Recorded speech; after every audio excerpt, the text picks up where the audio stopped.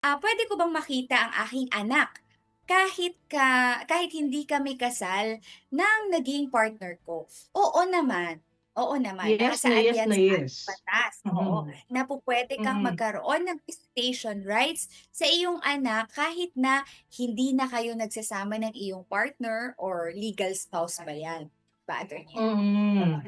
Definitely, Mm. ano 'yan, kasama 'yan sa mga karapatan ng isang magulang whether or not kasal kayo nung iyong ka-partner. Kasi siyempre, again, Attorney Joey, may pangangailangan yung mga bata. Hindi lang 'yan nakatuon sa pinag-usapan natin kanina, Attorney Joey, na financial support. Kailangan ng bata makita yung presensya mo, 'di ba? Yung ano niya, yung ano talaga, paggabay mo sa kanyang buhay, 'no? So, hindi naman napuputol ang obligasyon ng magulang kung mag-decide kayong maghiwalay ng naging partner mo. So definitely, hindi nga puwede, in fact karapatan mo at obligasyon mo na talagang makita ang iyong anak kahit kayo ay maghiwalay nung naging, ka-common law relationship mo, Attorney Joey, Hmm, 'di ba?